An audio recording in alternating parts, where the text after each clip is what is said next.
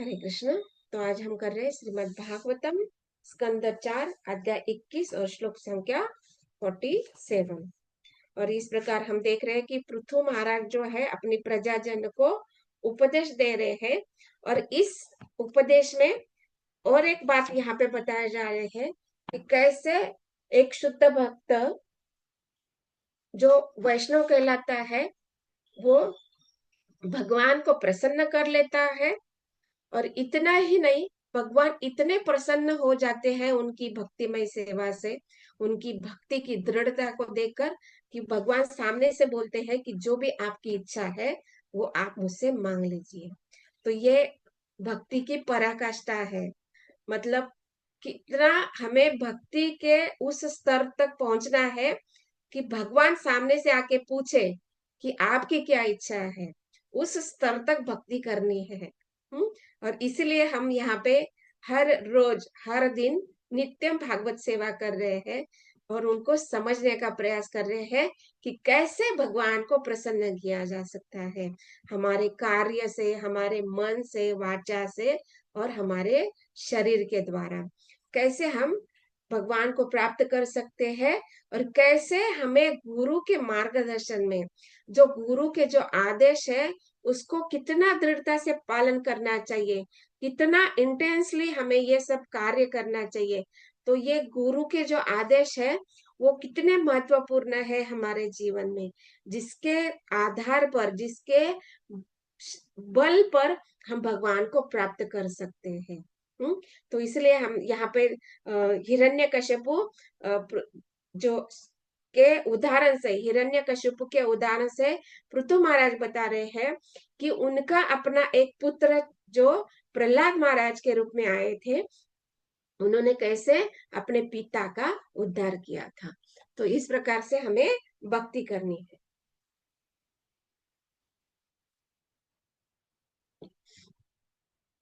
और that means जैसे पिछले श्लोक में भी तात्पर्य में प्रभुपाद जी ने लिखा ना कि ये जो पुत्र उत्पत्ति करना है तो इसके लिए भी कैसा भाव होना चाहिए, क्या भाव होना चाहिए पिता का, कि ये जो पुत्र हमें प्राप्त होने वाला है वो हमारे ये जो भक्तिमय, ये जो भौतिक जगत का जो कष्टमय जीवन है उससे हमें उबार सके, उससे हमें वो पार लेके जाए, ऐसा पुत्र हमें प्राप्त होना चाहिए।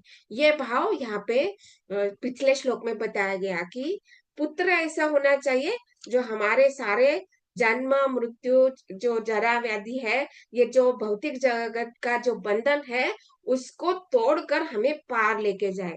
दैट मीन्स भौतिक जगत को त्याग कर आध्यात्मिक जगत में वो हमें लेकर जाए, ऐसा पुत्र हमें प्राप्त होना चाहिए। और इसलिए ये विवाह संस्कार जो है वो बताया गया है।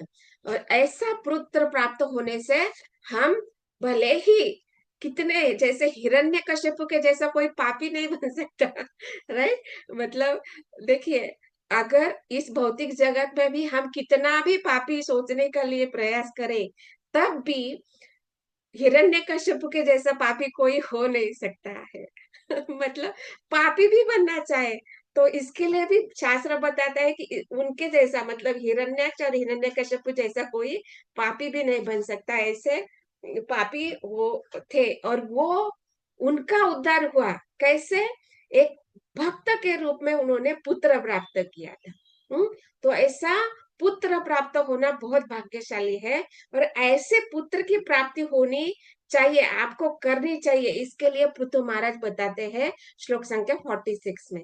और अभी वह बता रहे हैं कि ऐसे पुत्र प्राप्त होने से क्या होता है, पिता जो होता है वो नारकीय जीवन के गहनतम क्षेत्र में अगर प्रविष्ट भी हुआ है तब भी उसका ऐसा पुत्र भक्त वैष्णव होने के कारण वो उस नारकीय जीवन के गहनतम क्षेत्र से भी बाहर निकाल लेता है।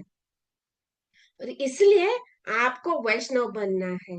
और जैसे प्रहलाद महाराज के प्रसंग में हम देखते हैं कि वहां पर शास्त्र बताता है, भगवान बताते हैं और श्रील प्रभुपाद तात्पर्य में लिखते हैं कि यदि परिवार में एक व्यक्ति भक्त बन जाए, वैष्णव बन जाए, शुद्ध वैष्णव बन जाए, और वो भगवान का प्रसन्नता के लिए सारा कार्य करता है, तो उसकी 21 पीढ़ियों का उद्धार होता है।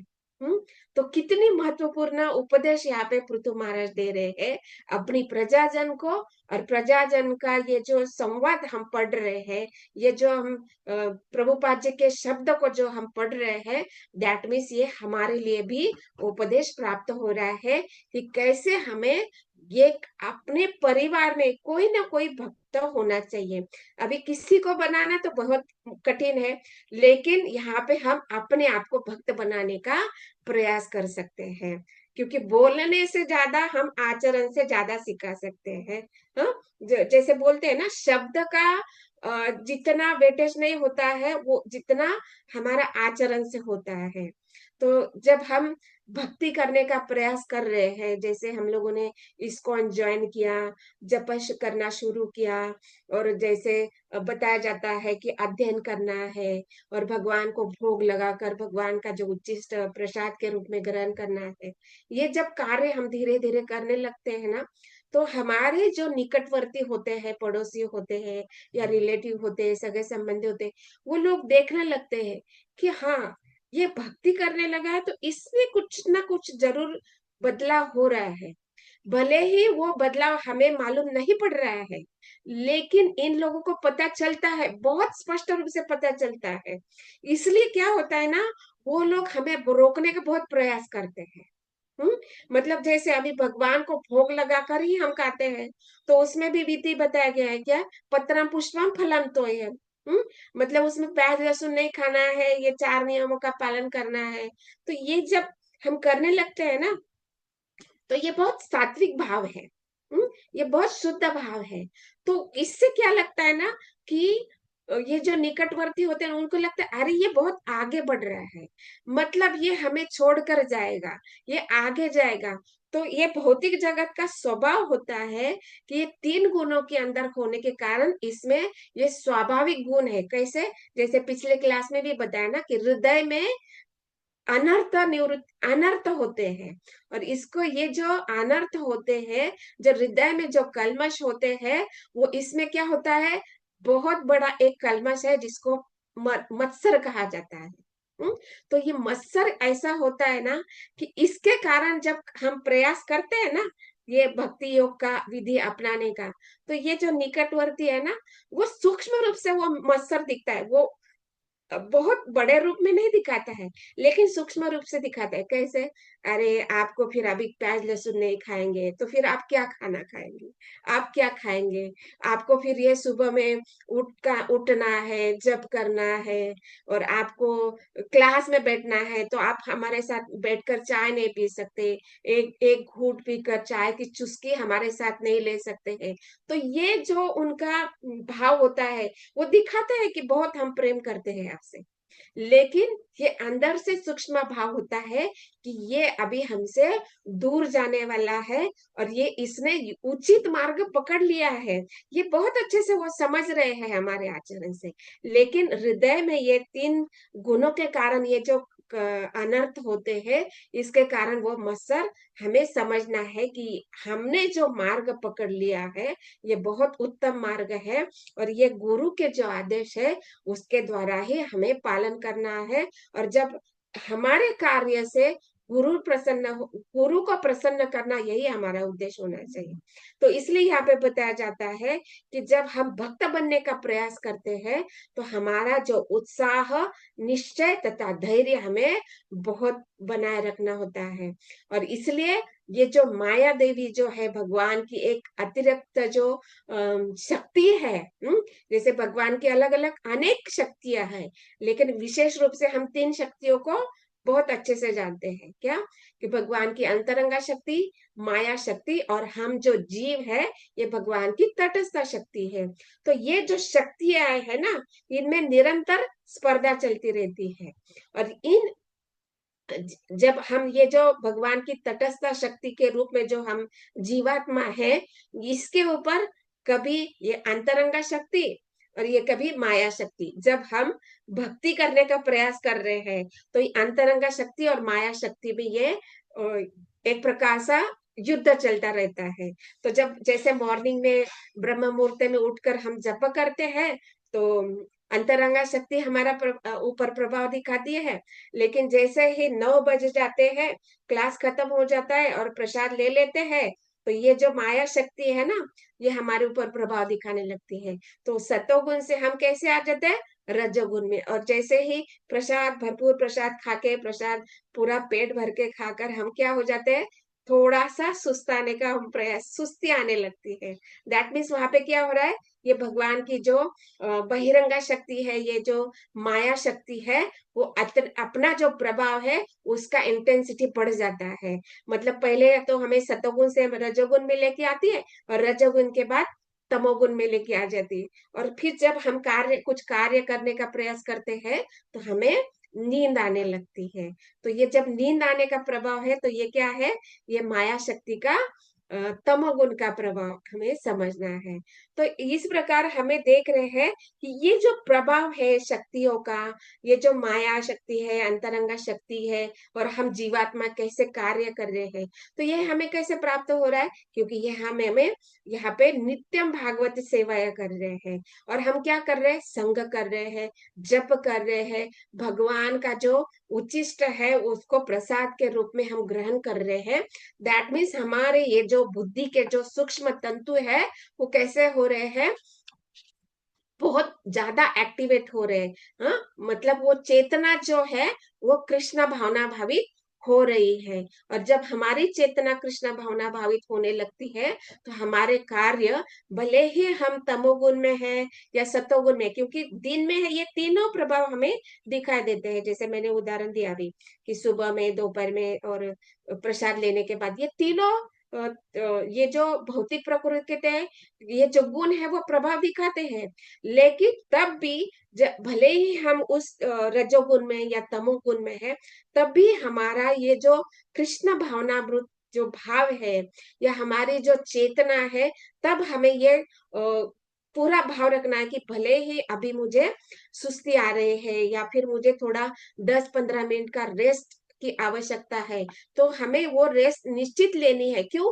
क्योंकि हमें ये भाव रखना है, अगर मैं थोड़ा यहाँ पे थोड़ा सुस्ता लेती हूँ, या एक झपकी ले लेती हूँ 10-15 मिनट की, तो दैट मीन्स क्या है? कि ये मेरा जो शरीर है, ये और अधिक तरोताजा हो जाएगा। और जब मैं फ्रेश हो जाऊंगी, तो क्या हो जाएगा? मैं भगवान का ये जो अध्ययन है, ये जो शास्त्र है, और जो सुबह में मैंने जो क्लास सुना है, उसको मैं पुनः सुनने के लिए प्रयास करूंगी, या जो भगवत गीता भागवतम है उसको मैं सुनने का प्रयास करूंगी। तो इस प्रकार से भगवान की जो अलग अलग सेवाएं है, अर्चा विग्रह सेवा है, या भगवान के लिए भोग बनाना, भगवान के लिए वस्त्र सिलाना, भगवान के लिए आभूषण पहन कर, ये सारी जो कार्य है, इसके लिए हमें ये जो गुणों की जो स्पर्धा चलती रहते हैं, उसमें भी हम अपनी कृष्ण भावनामृत को, ये जो चेतना है, उसको भी हम बनाए रख सकते हैं। मतलब भले ही ये जो भौतिक प्रकृति के जो गुण है वो हमारे ऊपर प्रभाव दिखाए, लेकिन हम अपनी चेतना से इन गुणों को परास्त कर सकते हैं। और इसीलिए हमें ये भक्ति, भगवान और ये भक्ति योग को स्वीकार करना है। और इस प्रकार जब हम इन सारे चीजों को समझेंगे, अपने जीवन में हम अप्लाई करेंगे, अपने जीवन में उसको उतारेंगे, तो निश्चित रूप से हम भक्ति के मार्ग पर दृढ़ है, इसका पता चलता है। और जब जब हम देखिए, जब हम पहले भी कार्य करते थे, अभी भी कर रहे हैं, लेकिन पहले जो कार्य करते थे, मतलब भगवान की ये जो भक्तिमय कार्य है, जो भक्ति विधि को जब हमने अपनाया है, तो इसमें, इन कार्य में और पहले किए गए हमारे द्वारा कार्य, इसमें ज्यादा अंतर नहीं था, राइट? मतलब हम लोग भोग बनाते, मतलब जो हमारे लिए खाना बनाते थे, या हमारे लिए जो धन अर्जन करते थे, सारे कार्य हम पहले भी करते थे, अभी भी करते थे। लेकिन इसमें जो बदलाव है, उसको हम स्पष्ट रूप से देख रहे हैं। क्योंकि पहले कैसे होता था?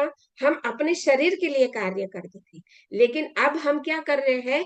गुरु की प्रसन्नता के लिए कार्य है। अब हम अपनी शरीर के लिए नहीं सोच रहे।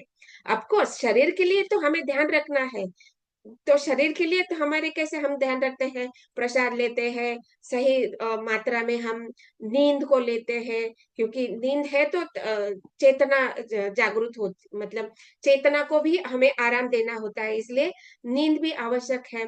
तो ये जब हम कार्य करते हैं तो कैसे होता है, हम जब ये कार्य होते हैं तो ये गुरु की प्रसन्नता के लिए, मतलब क्या कि हम ये जीवन में ये शरीर के साथ जो कार्य कर रहे हैं, इसके द्वारा हम अपनी चेतना बनाए रखे कर गुरु को हम प्रसन्न करने के लिए कार्य कर रहे हैं।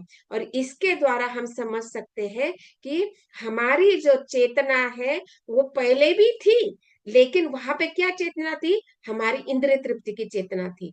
लेकिन अब भक्त बनने की हमारी चेतना क्या हो रही है, गुरु की प्रसन्नता, और गुरु की प्रसन्नता से भगवान की प्रसन्नता। तो ये चेतना का अंतर है, ये अब हमें समझ में आ रहा है। और इसलिए पहले जो आनंद का अनुभव होता था वो थोड़े समय के लिए होता था, लेकिन अब कैसे आनंद का अनुभव हो रहा है, मन में इतना सेटिस्फेक्शन हो जाता है कि हम अब जो कार्य कर रहे हैं, भले ही कितना ही हमारे परिस्थिति या अलग अलग स्थिति में क्यों ना हम आ जाए, तब भी हमें हृदय में, मन में एक भाव होता है कि हाँ, हमें नाम जप करना है, श्रवण कर रहा है। और ये भगवान का नाम जप, ये भगवान के शब्द रूप जो है वो हमें शक्ति प्रदान करेगा कि ये जो हमारे जीवन में परिस्थितियां है उसका सामना करने के लिए हिम्मत देने वाले ये भगवान का नाम है। तो ये जो भाव हम में आ जाता है, दैट मीन्स हम क्या है, भक्ति में हम प्रगत हो रहे हैं और भक्ति के लिए कार्य कर रहे हैं, भक्ति में रत रहकर हम कार्य कर रहे हैं। दैट मीन्स ये चेतना का जो अंतर है वो बहुत बहुत ये सूक्ष्म कार्य है। इसके लिए वो कैसे हो जाता है इसको हम नहीं देख सकते, लेकिन होता जरूर है, इसका रिजल्ट हम देख रहे हैं, राइट। अब हम लोग अनुभव कर रहे हैं कि कैसा हम लोग ये अभी चौथा स्कंद में पहुंच रहे हैं, और ये चौथा स्कंद का ये 21 अध्याय में हम आ चुके हैं।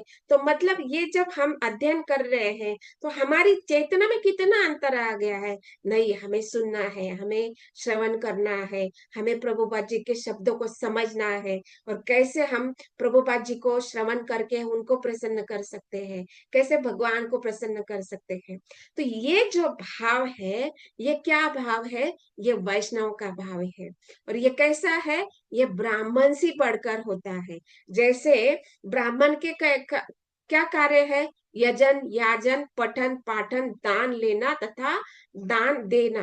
और ये हम कार्य कैसे है, भक्ति में रहकर अपने आप कार्य हो रहा है।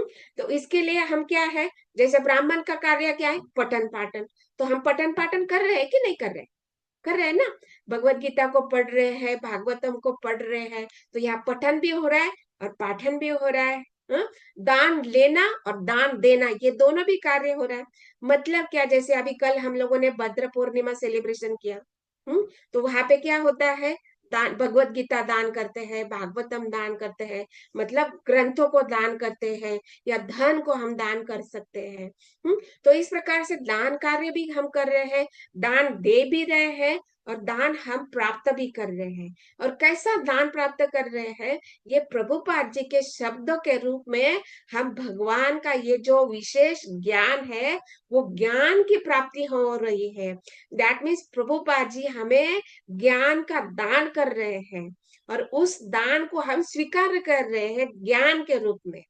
हाँ, तो ये हो गया ना ब्राह्मण का कार्य। हाँ, पठन पाठन किया, दान और दान देना और दान लेना भी किया, और यजन याजन, और यजन याजन में क्या है, यज्ञ करना। और हम कौन सा यज्ञ करते हैं, कौन सा यज्ञ करते हैं हम लोग, सुबह में सबने किया होगा, संकीर्तन यज्ञ है। संकीर्तन, संकीर्तन यज्ञ, हरि नाम जप करते हैं।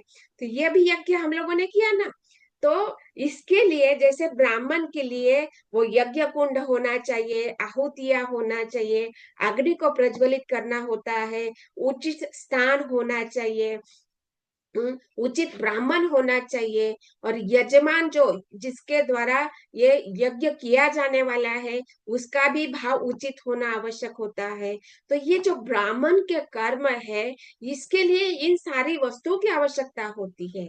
लेकिन एक जब वैष्णव ब्राह्मण बनता है तो उसके लिए इन सारी वस्तुओं की आवश्यकता पड़ती है क्या? नहीं पड़ती है। जब हम यज्ञ करते हैं तो हम कौन सा यज्ञ करते हैं? हरि नाम जप यज्ञ करते हैं। तो जप यज्ञ में हमें ना तो कुंड, यज्ञ कुंड की आवश्यकता है, ना ही किसी अन्य ब्राह्मण की आवश्यकता है, ना ही किसी विशेष प्रकार की आहुतियां डालनी होती है।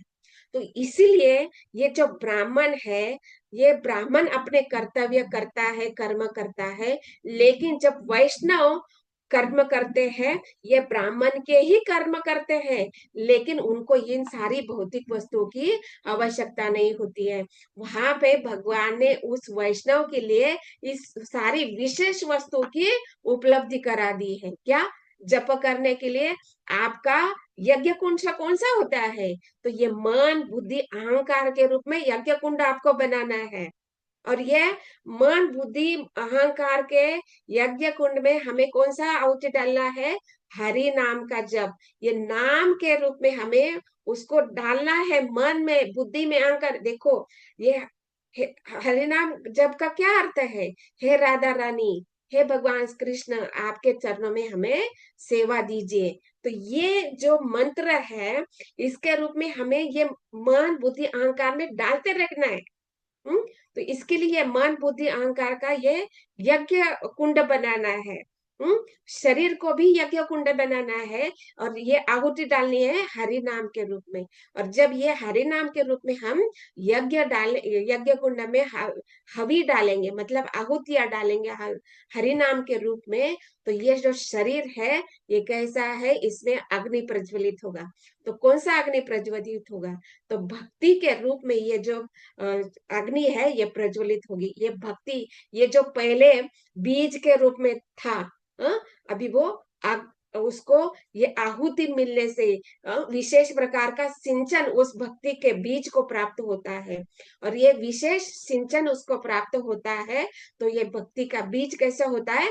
अंकुरित होने लगता है। और जब हम गुरु के द्वारा ये जो नियमों का जो पालन करते हैं, वैदिक आदेश के जो नियम हमें गुरु बताते हैं कि इसको दृढ़ता से जब हम पालन करेंगे तो ये भक्ति का बीज अंकुरित होने के साथ साथ उसमें पत्तियां आने लगती है, फिर टहनियां बड़ी होने लगती है, और धीरे धीरे धीरे ये कैसा होता है? बड़ा होने लगता है। तो इसलिए ये जो भक्त है इसको इसीलिए वैष्णव माना जाता है, क्योंकि वो ये सारे कार्य करता है अपने शरीर मन बुद्धि अहंकार के रूप में, यज्ञ का कुंड बनाकर हरि नाम का आहुति डालकर इस शरीर को इस भौतिक जगत में तीन गुण में रहते हुए भी अपने आप को पवित्र बना सकता है। और यज्ञ कुंड में जब अग्नि को हवि दिया जाता है तो इससे क्या होता है? वो घी के रूप में जब आहुति डाली जाती है तो वो यज्ञ कुंड जो है भगवान का मुख माना जाता है, और इससे देवताओं को अपना अपना भाग प्राप्त हो जाता है। राइट? जब यज्ञ होता है तो इसमें जो देवी देवताओं को अपना अपना भाग प्राप्त होता है, उसी प्रकार जब जीवात्मा अपने मन बुद्धि अहंकार शरीर को यज्ञ कुंड बनाता है और अग्नि प्रज्वलित होती है भक्ति के रूप में, तो वो से सारे देवी देवता प्रसन्न हो जाते हैं। क्यों? क्योंकि ये सारे देवी देवता हमारे इंद्रियों पर नियंत्रण का कार्य करते हैं, वो नियंत्रक है हमारे शरीर के। और इस शरीर के द्वारा जब हम हरि नाम करेंगे तो वो निश्चित रूप से प्रसन्न होते हैं। और जब देवी देवता प्रसन्न होते हैं तो उचित वरदान हमारे भक्ति के लिए जो आवश्यक चीजें हैं वो अपने आप हमें प्राप्त होने लगती है। हम सबको अनुभव है, कुछ ऐसी परिस्थिति हो जाती है कि हमें समझ में नहीं आता है कि अब क्या किया जाए, लेकिन कोई ना कोई सिचुएशन ऐसी हो जाती है कि उस समस्या का हल, उस समस्या का समाधान हमें अपने आप प्राप्त होने लगता है। तो ये कैसे होता है? क्योंकि हम जो हरि नाम कर रहे हैं, ये जब भक्ति विधि का हम अपना रहे हैं, गुरु की प्रसन्नता के लिए कार्य कर रहे हैं, भगवान की प्रसन्नता के लिए कार्य करते हैं, तो ये सारा जो देवी देवता है, ये भौतिक प्रकृति के नियंत्रक के रूप में है। तो इसलिए हम ये भौतिक जगत में रहते हुए भी ऐसी परिस्थिति निर्माण हो जाती है कि हमें कम से कम प्रयास में वो सारी सुविधाएं उपलब्ध हो जाती है। तो इसलिए हमें भक्त बनने का प्रयास करना है, और भक्त बनते बनते हमें ये ज्ञान प्राप्त हो जाता है कि कैसे हमें अपने नव दीक्षित स्तर पर आकर हमें मध्यम स्तर पर आना है, और मध्यम स्तर से हमें कौन सा उत्तम अधिकारी के स्तर पर आना है, राइट। नव दीक्षित का स्तर होता है प्रथम अधिकारी, मध्यम अधिकारी और उत्तम अधिकारी के स्तर पर हमें आना होता है। और इसके लिए निश्चित रूप से गुरु, साधु और शास्त्र हमें मार्गदर्शन करते हैं। और इसलिए हम देखते हैं कि हम जब भक्ति कर रहे हैं, तो नव दीक्षित के रूप में जब हम भक्ति करते हैं, तो उसमें थोड़ा सा भय का भाव होता है। कैसे हम वहां पे भक्ति करते हैं, तो हम शुरुआत कर रहे हैं ना, क्योंकि ये भौतिक जगत में है, तो भौतिक शरीर के साथ है, तो भय का भाव कैसे है, मतलब वहां पे हम अर्थ चाहते हैं, या हम कुछ कष्ट से मुक्ति चाहते हैं, तो ये भय का भाव होता है। लेकिन जैसे जैसे हम आगे बढ़ेंगे, हाँ, मध्यम अधिकारी के स्तर पर आने लगेंगे, तो हम इच्छा करने लगेंगे। कैसी इच्छा करने लगेंगे कि शास्त्र का अध्ययन करने की इच्छा करेंगे, साधु गुरु और शास्त्र का शरणागति, मतलब गुरु की शरणागति, शास्त्र को समझने का प्रयास करेंगे, और अध्ययन करने का प्रयास करेंगे, किस श्लोक में क्या सिद्धांत बताया गए हैं। तो ये कैसा होता है, इसको भी हम मध्यम अधिकारी के स्तर पर समझ सकते हैं। हाँ? और फिर तीसरा स्टेज आता है सतोगुण। सतोगुण में क्या होता है, भक्ति करने लगते हैं, और भक्ति का ये जो भाव है कैसा है, वहां पे हम शास्त्र को समझ रहे हैं। शास्त्र का हमें ज्ञान प्राप्त हो रहा है, और उस ज्ञान के आधार पर, गुरु के मार्गदर्शन के आधार पर हम भक्ति करने का प्रयास कर रहे हैं। और ये जो भक्ति होती है, वो सात्विकी भक्ति कही जाती है। और यहाँ पे हम देखते हैं कि ये जो भक्ति है, उसको भक्ति को हम कर्तव्य के रूप में करते हैं। मतलब यहाँ पे कैसे पहले जो तमोगुण में करते हैं, तो वो कैसी होती है, वो भय के भाव से होता है। मतलब या तो हम जिज्ञासा करते हैं, या तो आर्त भाव होता है, या तो अर्थार्थी होते हैं।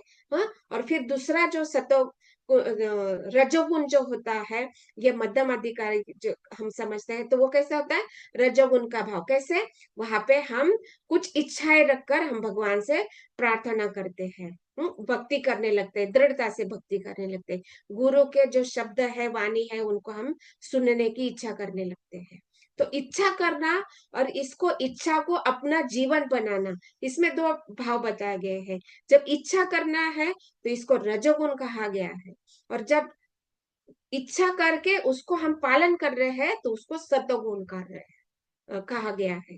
तो इसलिए हम जब इच्छा कर रहे हैं, तो सतोगुण में रजोगुण में है, लेकिन इच्छा के स्तर पर, मतलब जो गुरु बोल रहे हैं उसको ही हम कर रहे हैं, तो ये सतोगुण का भाव है। और इसमें हम गुरु को ही आदेश को पालन कर रहे हैं, दैट मीन्स उनके आदेश को हमारे जीवन में कर्तव्य समझ रहे हैं, कि इसको ही हमें करना है। कर्तव्य मतलब क्या, इन कार्य को ही हमें करना है। तो ये जो भाव आ जाता है, तो इसको सात्विकी भाव कहा गया है। और ये जो सात्विकी भाव है, कर्तव्य के रूप में करते हैं। और फिर ये जो तीनों भाव है, तमो, रजो या सतोगुण में जो हम भक्ति करते हैं, ये कैसी भक्ति है, ये इस भौतिक जगत की भक्ति है। तो ये भौतिक जगत के स्तर पर है, लेकिन हमें इससे भी आगे बढ़ना है। तो कौन सी भक्ति करनी है, तो सतोगुण में हम कैसी भक्ति कर रहे हैं, सात्विकी भक्ति कर रहे हैं, लेकिन हमें शुद्ध भक्ति, मतलब विशुद्ध भक्ति के स्तर पर आना है। मतलब ये सात्विकी भाव में भक्ति तो है, लेकिन अभी उतनी शुद्ध नहीं हुई है। तो इसलिए हमें विशुद्ध स्तर पर आना है, और इसको ही हमें क्या है, ये भगवान का प्रेम प्राप्त करने का भाव वहां पे हमें हो जाता है। क्योंकि अभी सात्विक भाव में हम भगवान के जो आदेश है गुरु के द्वारा हम प्राप्त कर रहे हैं, शास्त्र का अध्ययन कर चुके हैं, शास्त्र को समझ रहे हैं, और उस आधार पर जब हम भगवान के प्रेम प्राप्ति करने के लिए प्रयास कर रहे हैं, तो ये भक्ति जो होती है 3 गुणों से परे हो जाती है, और इसलिए उसको विशुद्ध भक्ति कहती है। और इस विशुद्ध भक्ति के स्तर पर हमें आना है, और इस स्तर पर ये जो सात्विकी भक्ति है उसको भी हम लांग कर हम भगवत प्रेम के स्तर पर आ जाते हैं। और यही स्तर जो है श्रील प्रहलाद महाराज ने हमें दिखा दिया है कि एक भले ही पापी तापी असुर के परिवार में क्यों ना जन्म ले जाए, मिले हमें, हाँ, हमारे गुण स्वभाव कर्म के आधार पर कितना भी असुर के घर में भी क्यों ना जन्म लिया जाए, लेकिन जब भक्त बनाया जाता है तो वो निश्चित रूप से भगवान को प्राप्त कर सकता है। लेकिन यहाँ पे हमारा इच्छा और प्रयास बहुत महत्वपूर्ण है।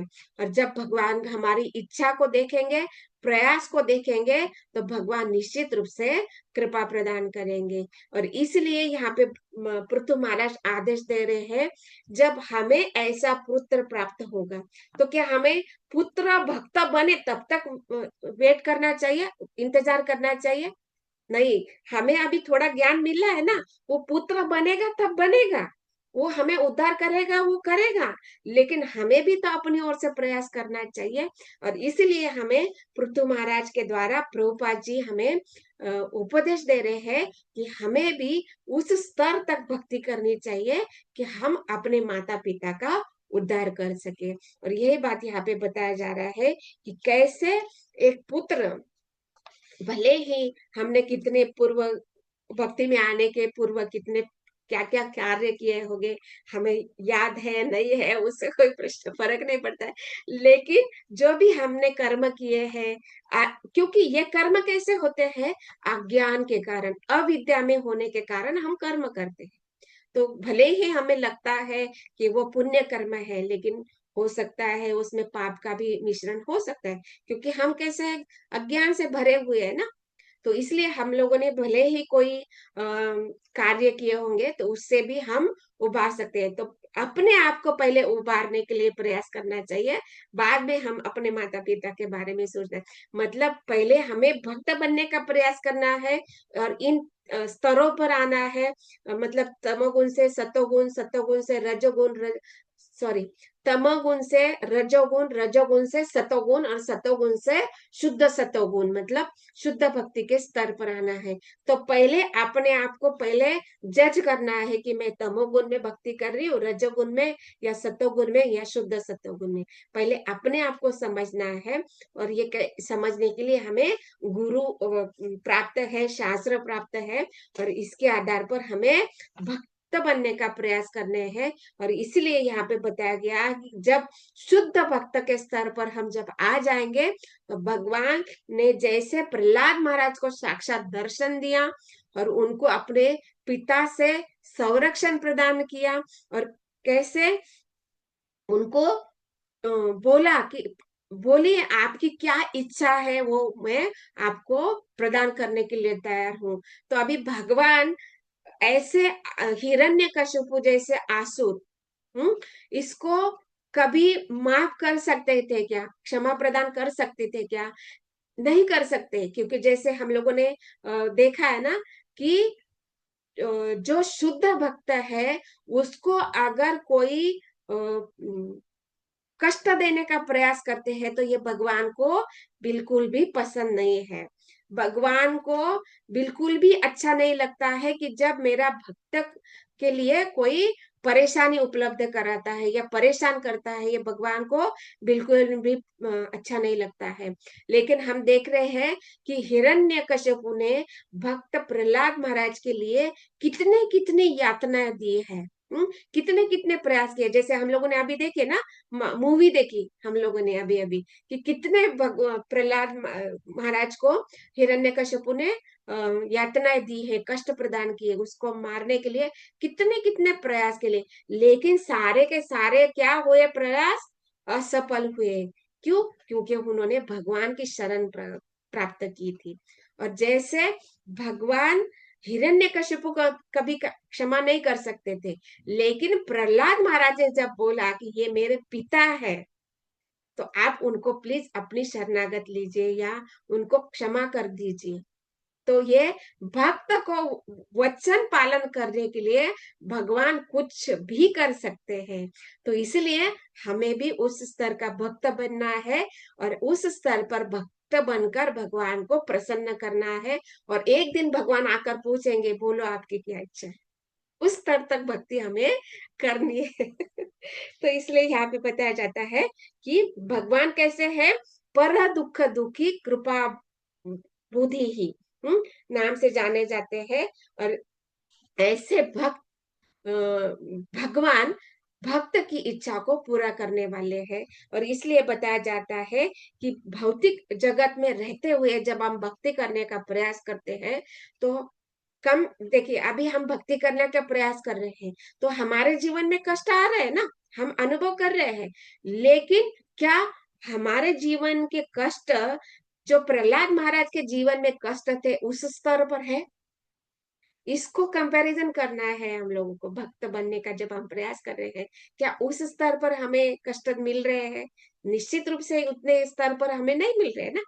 तो फिर हमारे कष्ट कम है या ज्यादा है, इसको हमें तुलना करनी है और समझना है कि कैसे हम भक्त बनने का प्रयास कर रहे हैं। तो माया देवी हमें कष्ट देती है, हमें ये सारे पीड़ाएं देती है। क्यों? क्योंकि जैसे सोना जो होता है अग्नि में जलाकर ही शुद्ध किया जाता है, उसी प्रकार जब हम भक्ति करने का प्रयास कर रहे हैं, तो जब हम शुद्ध भक्त बनकर बाहर आने चाहते हैं, तो हमें ये अग्नि परीक्षा देनी ही होगी, तब हम भक्त कहलाए जाएंगे। और तब हम जब माया के परीक्षा से हम पास हो जाएंगे, तब हम अंतरंगा शक्ति में प्रवेश करेंगे, और तब हम भगवान को प्रसन्न कर सकते हैं। और इसलिए यहाँ पे बताया जाता है कि हमें भक्त प्रहलाद महाराज के जैसा भक्ति करने का प्रयास करना चाहिए।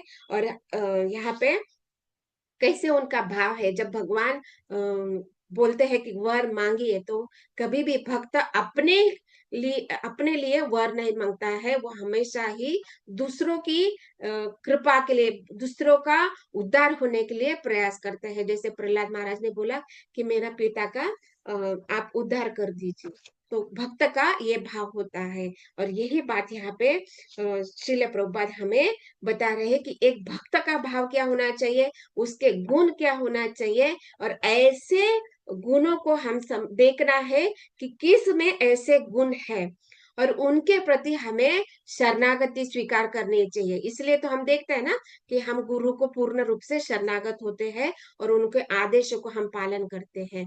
और ऐसे वैष्णव को जब हम शरणागत हो जाते हैं, तो उनके लिए यहाँ पे वैष्णव की ऐसी स्तुति की है, वांछा कल्पतरुभ्यश्च कृपा सिन्धुभ्यैव च पतितानां पावनेभ्यो वैष्णवेभ्यो नमो नमः। मतलब क्या कि ये जो ऐसे शुद्ध वैष्णव होते हैं, वो क्या है, कल्पतरु के समान है। वांछा कल्पतरुभ्यश्च मतलब क्या, ऐसे कल्पतरु जो हमारी इच्छाओं को पूर्ण करने वाले हैं। और कैसे है, च और मतलब एंड, च मतलब एंड, कैसे, कृपा सिंधु मतलब वो कृपा प्रदान करने वाले हैं। और कैसी कृपा करते हैं, भौतिक जगत की इच्छा की पूर्ति के लिए कृपा नहीं करते हैं। वो कैसी कृपा करते हैं, भगवान को प्राप्त करने के लिए हमें क्या करना चाहिए, इसकी कृपा प्रदान करते हैं। और वो कृपा का भी स्तर बताया गया है। कैसा, पतिताना पावनेभ्यो मतलब क्या, इस जगत में हम पतित के रूप में आए हैं। क्योंकि पतित क्यों कहा जाता है हमें, क्योंकि जब हम भगवान से मांगते हैं कि हमें स्वामी बनना है, मतलब क्या, हमने देखा है कि भगवान स्वामी के रूप में वहां पे कार्य है। मतलब वो भगवान के प्रति हमारा ईर्ष्या का भाव हो गया है, और इसलिए हम स्वामित्व का भाव इच्छा करके इस भौतिक जगत में आते हैं। तो इसलिए जीवों को पतित कहा गया है। तो ऐसे पतित जीवों के ऊपर कृपा करने के लिए और उनकी इच्छा को पूर्ण करने के लिए कृपा सिंधु के रूप में और कल्प वृक्ष के रूप में हम कृपा करते हैं। और ऐसे वैष्णव के चरणों में हमारा कोटि कोटि प्रणाम है। इसलिए यहाँ पे बताया जाता है कि वांछा कल्पतरुभ्यश्च कृपा सिंधुभ्येव च पतितानां पावनेभ्यो वैष्णवेभ्यो नमो नमः। और वैष्णव का मुख्य कार्य पतित आत्माओं का उद्धार करना है। और इसलिए यहाँ पे पृथु महाराज जो है प्रहलाद महाराज के उदाहरण से बता रहे हैं कि कैसे हमें भक्त बनना है। और जब हम भक्त बन जाएंगे तो अन्य जीवों का भी हमें उद्धार करना है। और ये बात यहाँ पे श्रील प्रभुपाद हमें समझाना चाहते हैं। तो ग्रंथराज श्रीमद् भागवतम की जय, श्रील प्रभुपाद की जय। ओम तत्सत।